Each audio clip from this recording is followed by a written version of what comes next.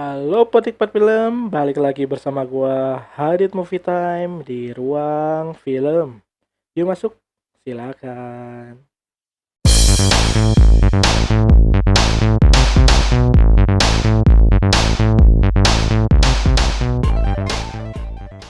Oke penikmat film, kali ini gua akan kembali menge-share film-film apa aja nih yang akan tayang di bulan Januari 2022. Dan kali ini adalah edisi part yang pertama karena gua akan membagi dua video untuk edisi daftar film bulan Januari yang akan tayang di bulan ini. Yaitu untuk Indonesia juga akan ada juga film-film dari internasional. Ada apa aja sih yang menarik di 2022 di bulan Januari ini? Langsung saja ke daftar film. Kita langsung ada film pertama di Januari awal di minggu Kamis. Di hari Kamis yang pertama untuk film Indonesia ini selalu tayang di hari Kamis ya setiap minggunya. Dan di Kamis pertama bulan Januari ada film dari film keluarga nih, yaitu Bus Om Bebek. Film komedi yang menceritakan petualangan anak-anak yang diselingi lagu-lagu ceria dan melodis.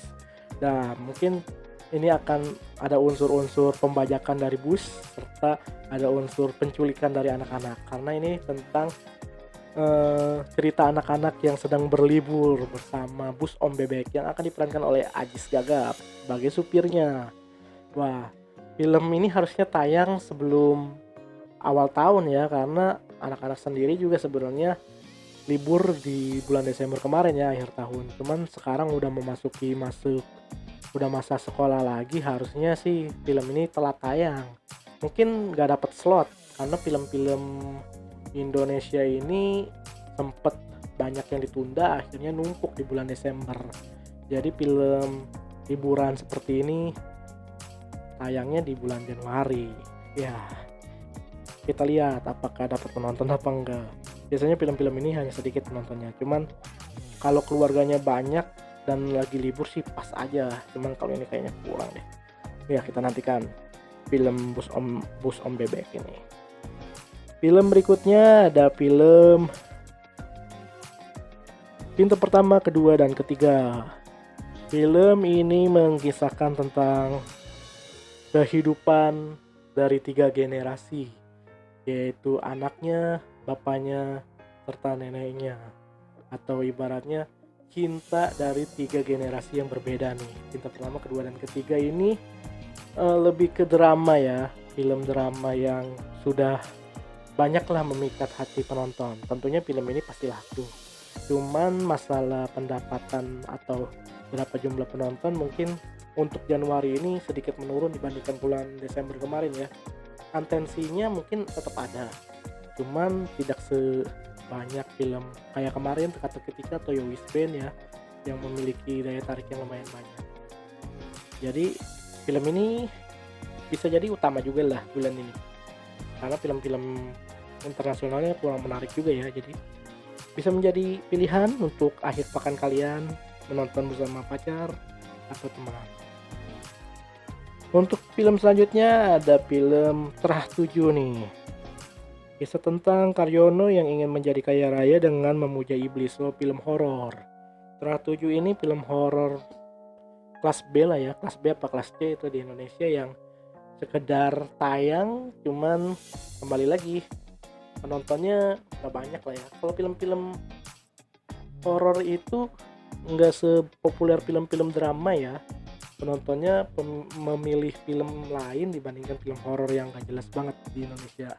Banyak banget film-film yang bisa dikatakan potensinya ada, cuman digarapnya gak baik atau digarapnya kurang baik, ceritanya bagus, ada yang kayak gitu. Jadi random lah ya kalau film-film horor Indonesia ini.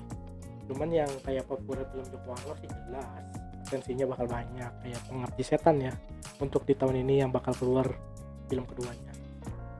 Menantikan ya. Tapi kalau untuk Terah 7 silakan, kalau mau nonton silakan, kalau enggak ya enggak apa-apa. Selanjutnya ada film drama lagi nih, yaitu Merindu Cahaya di Amstel. Wah, film yang bertemakan cinta, drama, serta mengambil setting latar luar negeri ya. Selalu tuh film Indonesia tuh selalu mengambil lokasi syuting di luar negeri untuk pengambilan gambar yang lebih menarik aja. Padahal mah film Indonesia dengan bahasanya Indonesia, bahasa-bahasa asing itu hanya sebagai pelengkap aja. Padahal mah ini film Indonesia banget. Gak bisa lah dipaksakan menjadi film asing, gak bisa. Mungkin settingnya aja ya yang di luar negeri. Ibaratnya kita disuguhkan oleh penampilan kota-kota atau pemandangan di setiap kota di luar negeri dengan film-film yang berlokasi syuting di luar negeri. Untuk cerita sekedar drama-drama biasalah, kelas A juga, cuman untuk penontonnya nggak terlalu meminati drama seperti ini. Cuman ada beberapa kelompok penonton yang suka banget drama, jadi pas juga sih untuk mengisi ruang di tiap akhir pekan di bulan Januari ini. Ada Merindu Cahaya di Amstel. Lanjut lagi ada film horor lagi nih, Teluh. Wah, film Teluh. Teror terjadi berawal dari pembunuhan yang dilakukan oleh seorang misterius terhadap Yulia, karakter Yulia, karyawati, dan juga selingkuhan dari Pak Indra. Jasad Yulia ini digantung dan warga menganggap kematian Yulia sebagai kasus bunuh diri. Wah, filmnya nggak terlalu menarik sih dari sinopsisnya. Cuman ya biasalah, film horor ini harus ada sebenarnya, walaupun secara kelasnya sedikit menurun horor tahun ini. Beberapa belakangan ini horornya sedikit menurun karena mungkin kehabisan ide dan cerita kali ya. Dulu mah kan banyak kisah-kisah mistis atau kisah-kisah yang terkenal di masyarakat diangkat ke layar lebar. Tapi kali ini makin kesini beberapa penulis film horor nih kehabisan ide mungkin ya. Jadi kasus-kasus seperti pembunuhan ini dibikin ceritanya. Mungkin terinspirasi dari kasus-kasus pembunuhan di dunia nyata ya, yang biasa kita dengar di berita-berita kriminal. Ya, itu ada film Teluh, tayang di 20 Januari bersama dengan Merindu Cahaya di Amstel. Dan di bulan Januari di akhir ada film Jasmam, film Christine Hakim yang merupakan seorang ibu kehilangan perhatian dari anak-anak kandungnya yang semuanya sudah mapan dan disibukkan oleh pekerjaannya. Wah, kadang-kadang cerita keluarga bertemakan ibu, bertemakan ayah, atau bertemakan tentang konflik-konflik keluarga bisa menjadi daya pikat sendiri ya untuk film drama Indonesia ini, karena bisa dieksplor lebih banyak lah film-film tentang konflik keluarga ini. Nah, tentang konflik ibu yang enggak lagi disayang atau kurang perhatian dari anak-anaknya itu adalah hal realita yang biasa kita temuin di kehidupan nyata ya. Jadi film Jasmam ini secara cerita, ide cerita sih bagus karena mencerminkan kehidupan yang sesungguhnya di dunia nyata. Cuman kita lihat nih filmnya eksekusinya seperti apa. Melihat dari pemeran yang memerankan film ibu Christine Hakim, ya harusnya sih filmnya bagus ya, karena aktor kawakan ini ya udah seharusnya memiliki atau memerankan film-film yang bisa dikategorikan berkualitas ya harusnya. Jadi kita nantikanlah film Jasmam ini. Dan yang berikutnya adalah film yang paling gua nanti nih. Hanya satu film Indonesia yang gua paling nanti di tahun ini, yaitu adalah film Filosofi Kopi spin-off-nya, yaitu Ben and Jody. Ya, sinopsisnya nih gue bacain. Sinopsisnya itu, sejak memutuskan keluar dari Filosofi Kopi, Ben aktif membela kelompok petani yang menjalankan lahan untuk menyerobot perusahaan. Wah, berarti nih tentang pembelaan petani yang lahannya diserobot oleh perusahaan ya. Yang di karakter ini diperankan oleh Rio Dewanto ya. Dan juga ada juga si yang biasa kita kenal, Chico Jericho. Nah, dua karakter ini juga akan berperan bareng di sini. Dan kita lanjut nih sinopsisnya. Di waktu bersamaan Jody mempersiapkan konsep baru dari Filosofi Kopi. Oh, jadi si Ben ini keluar dari Filosofi Kopi. Lalu si Jody ini dengan berusaha mempertahankan kedai kopinya dengan inovasi-inovasi baru yang mengusung konsep baru di kedai kopi Filosofi Kopi yang mereka punya sebenarnya. Menjelang acara peluncuran, Ben yang dijadwalkan hadir tiba-tiba menghilang. Wah, jadi si Ben ini yang sebelumnya di sini diceritakan tentang membela kelompok petani ternyata hilang nih dikabarkan si Ben ini. Demi menyelamatkan Ben, akhirnya mereka berhadapan dengan petualangan hidup dan mati segerombolan kelompok pembajak liar. Wah, jadi di perjalanan mereka akan dibajak. Nah, di sini karakter tentang Jody dan Ben ini kuat ya. Jadi si Ben emang udah keluar, cuman melihat berita si Jody jadi terkesan ingin menolongnya. Jadi ikatan persahabatan mereka itu tidak lekang, tidak begitu aja sirna gara-gara si Ben-nya itu keluar. Tapi mereka saling tolong menolong. Bagaimana caranya nih Ben menemuin Ben lalu diselamatkan. Begitu juga sebaliknya Jody yang harusnya si Ben itu ngerti kondisi Jody, ternyata bikin sulit Jody.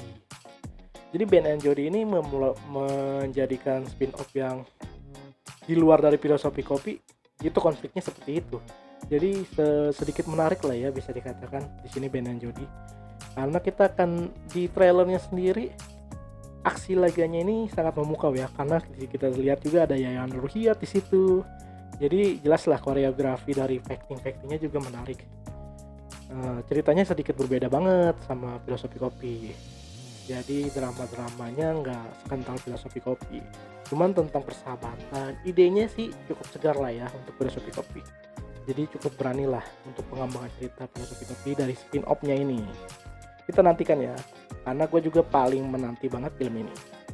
Buat kalian nih, menanti film apa nih di bulan Januari ini untuk film Indonesia, apakah ada yang menarik atau enggak? Langsung saja tulis komen di bawah. Oke, terima kasih sudah menonton video ini nih. Ada film Indonesia yang tayang di bulan Januari 2022. Apakah ada yang menarik buat kalian? Oke, kalau ada yang menarik langsung meluncur ke bioskop ya di bulan Januari. Setiap hari Kamis di bulan Januari akan ada film-film baru rutin nih. Kemungkinan bioskop akan rutin menayangkan film-film Indonesia karena sudah mulai stabil lah ya. So, bioskop semua serentak buka dan kasus pandemi nggak terlalu banyak, jadi pasti tayang lah ya film-film Indonesia ini. Semoga akan nembus film Indonesia ini nembus 1 juta lagi ya. Nggak tahu kapan, kita nantikan ya. Di tahun 2021 nggak ada film yang nembus 1 juta. Semoga di tahun 2022 ini adalah ya. Kita nantikan penampilan film-film Indonesia. Oke, kembali lagi ya, gue ingatkan jangan lupa like, comment, share, and subscribe video gue. Jangan lupa juga tonton video-video selanjutnya karena akan ada part yang kedua dari daftar film bulan Januari. Yuk nonton, enjoy movie ever. Hadit Movie Time.